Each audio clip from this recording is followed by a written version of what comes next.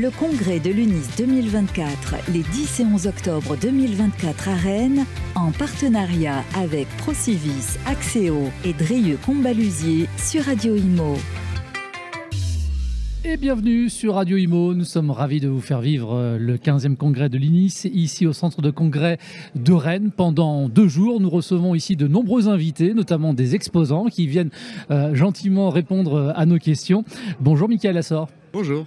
Vous êtes le cofondateur d'Edilink, prestataire de services pour les syndics et administrateurs de biens. Concrètement, quel type de prestations vous proposez ?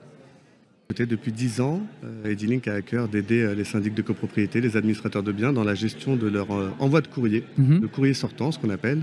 C'est une tâche très importante chez un syndic, très chronophage. Quel type de courrier on parle ? On parle de tous les courriers obligatoires pour les syndics, principalement la convocation de l'Assemblée générale, le procès verbal, mais également les appels de fonds trimestriels, les relances, les mises en demeure, les circulaires, les mailings, et tout ce qui est partie gestion locative concernant les avis d'échéance, les comptes rendus de gestion, et bien d'autres. C'est de l'envoi papier, c'est de l'envoi dématérialisé, comment ça fonctionne ? Principalement, c'était de l'envoi papier. Oui. Voilà, pour beaucoup, c'était vraiment encore de l'envoi papier. La loi Allure est venue changer un petit peu cette donne en 2014. Oui. Et elle a instauré la possibilité pour les syndics d'envoyer leur convocation d'assemblée générale, leurs procès-verbaux de façon électronique aux copropriétaires, si et seulement si les copropriétaires donnaient leur consentement au préalable. Et depuis, la loi, elle a un petit peu changé depuis avril 2024, c'est ça ? Et depuis, la loi, elle a un petit peu beaucoup changé depuis avril 2024, depuis le 9 avril 2024. Alors on explique pourquoi, ça s'est inversé, c'est ça ? La loi va dans le bon sens, il faut être assez cohérent. La loi, avant 2024 jusqu'en 2014, comme je l'ai dit, la loi par défaut, c'était la voie papier, la voie postale. Et encore une fois, si le copropriétaire donnait son consentement, alors il pouvait passer en électronique. Pendant 10 ans, on a observé que l'électronique montait doucement, et on était dans l'ordre de 80% d'envoi en papier et 20% d'envoi en électronique. La loi, elle est venue un petit peu changer la donne pour accélérer la transition numérique. Oui, tout simplement, oui. Pour améliorer un petit peu les process existants chez les syndics, pour plus d'écologie, plus de RSE. Voilà, on est rentré dans le cadre de la nouvelle génération.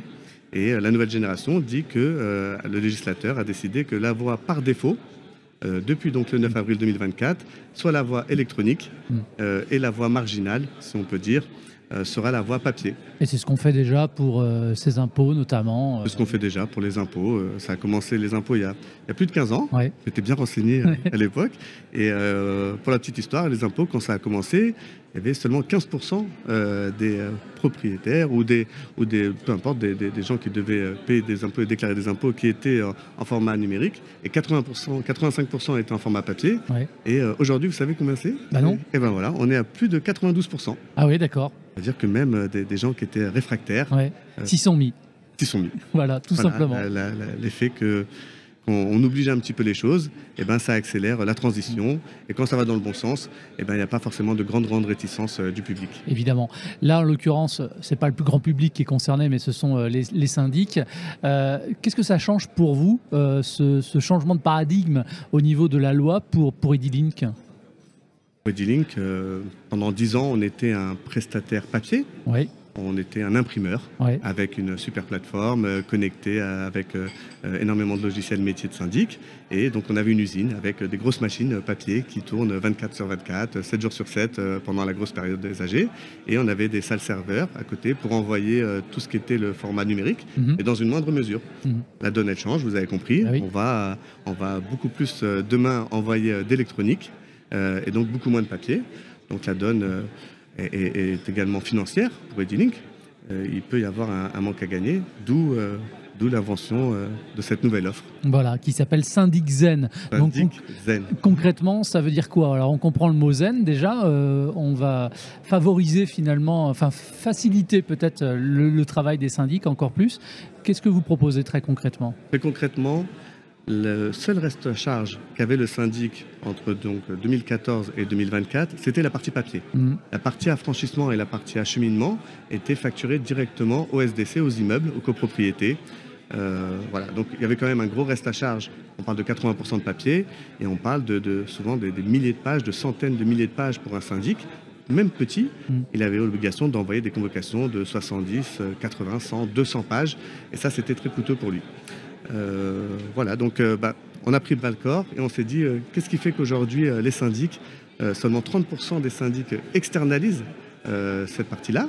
C'est parce que 70% des autres syndics étaient un petit peu réticents à cause de ce coût. Même si c'est une tâche chronophage, même si ça prend du temps pour le syndic de devoir imprimer, de mettre sous pli, d'aller à la poste, d'affranchir, des choses qui sont un petit peu, on va croire, archaïques aujourd'hui en 2024, mais c'était la réalité. Ça prenait beaucoup de temps et ça coûtait également un petit peu d'argent au syndic, même si ce service-là, externalisé par un prestataire, était fait pour eux.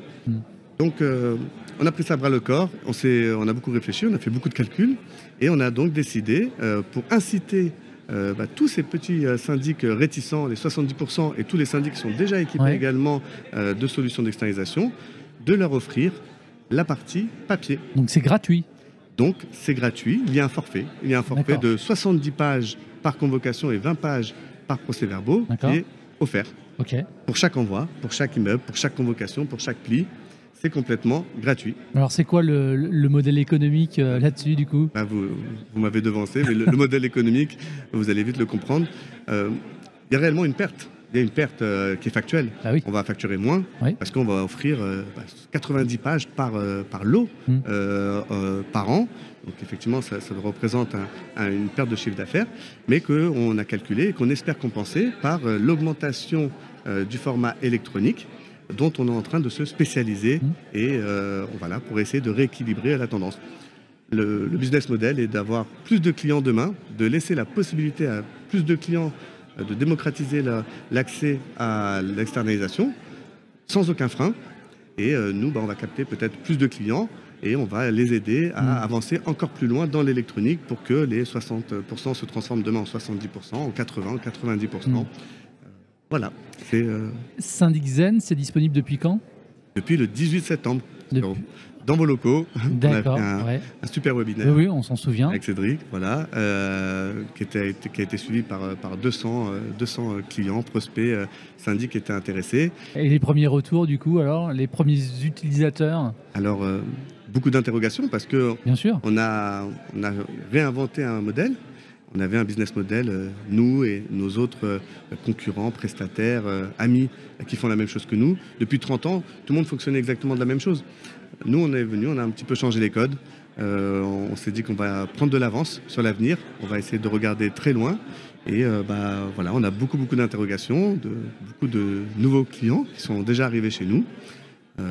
On espère que ce n'est que le début. Eh ben, on l'espère aussi, évidemment, pour vous.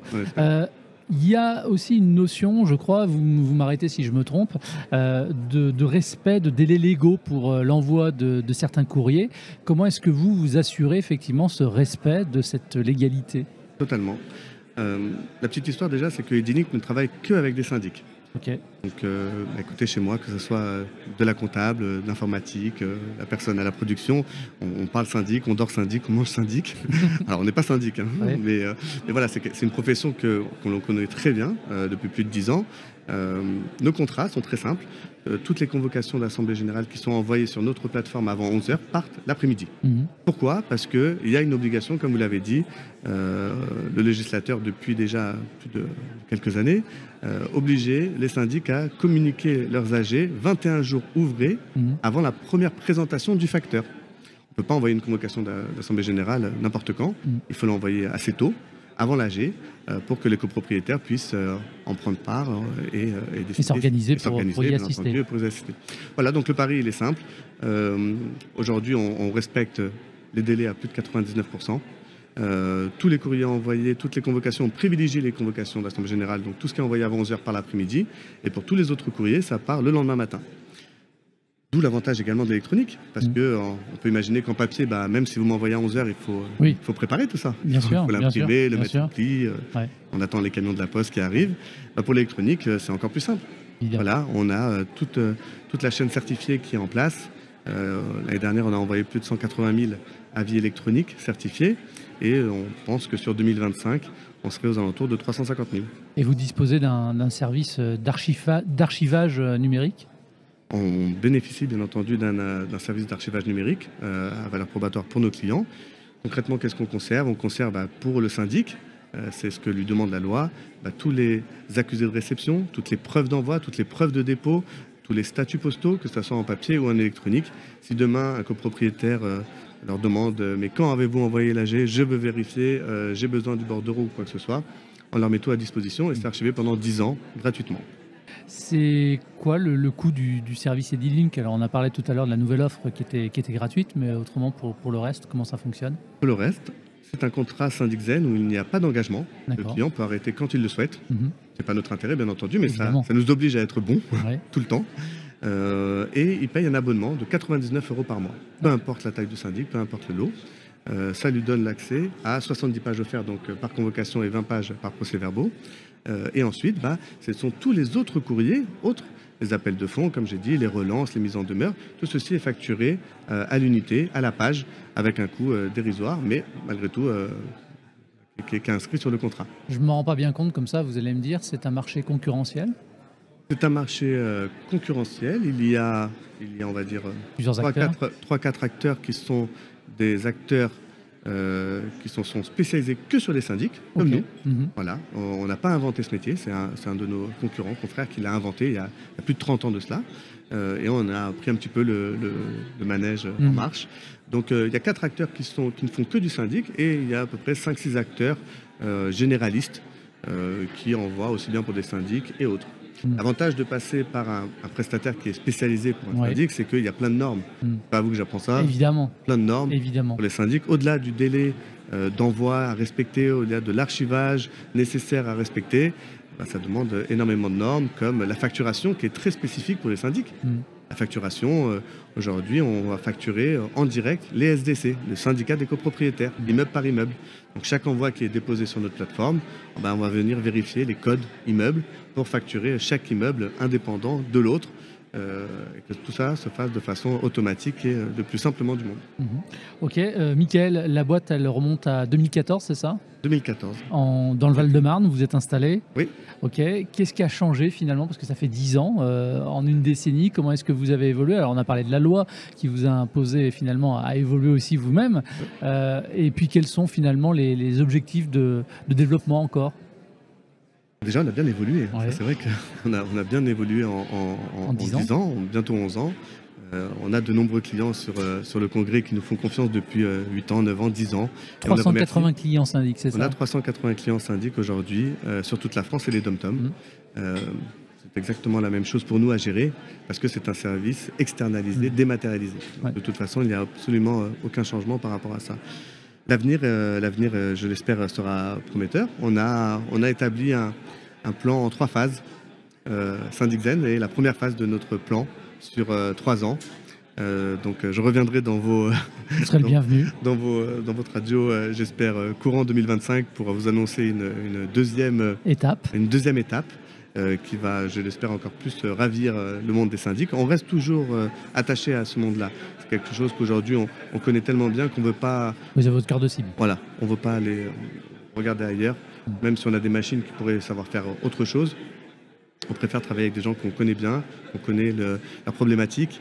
Voilà, il y a une vraie interaction avec eux. Et la troisième phase sera en 2026. Voilà, donc une deuxième fois ou une troisième fois, je viendrai vous raconter la belle histoire. Il n'y aura pas de souci, vous serez le bienvenu. 22 collaborateurs actuellement et vous continuez à recruter, c'est ça? On continue à recruter. Voilà, on était cette année, en début d'année, on était 17 et aujourd'hui donc nous sommes 22 collaborateurs que je remercie pour leur travail dévoué, acharné, investi auprès de nos clients, auprès de toute l'atmosphère syndic qui sont là, qui sont présents pour sur certains. Sur le salon, voilà, la partie commerciale est très présente sur le salon. Et on espère, voilà, on a encore quelques recrutements à l'avenir qui approchent. Une toute dernière question, évidemment, puisque vous parlez du salon.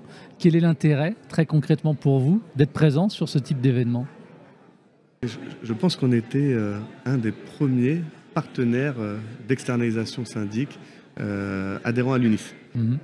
via une personne qui est devenue aujourd'hui mon ami et avec qui nous travaillons depuis 7 ou 8 ans, monsieur Darmouni, Benjamin Darmouni, qui est client chez nous.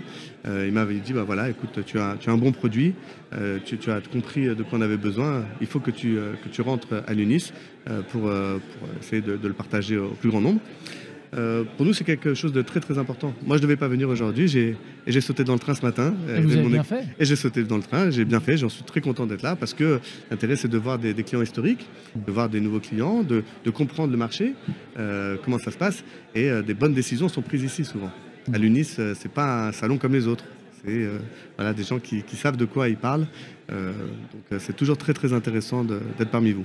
Un grand merci à vous, Michael Assor. Je rappelle que vous êtes le cofondateur d'Edilink. Merci d'avoir gentiment répondu à mes questions. Merci également à vous de votre fidélité.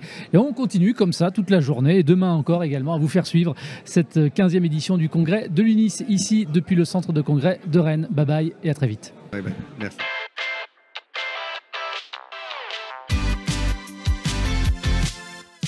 Le congrès de l'UNIS 2024, les 10 et 11 octobre 2024 à Rennes, en partenariat avec Procivis, Axéo et Drieux Combalusier sur Radio Imo.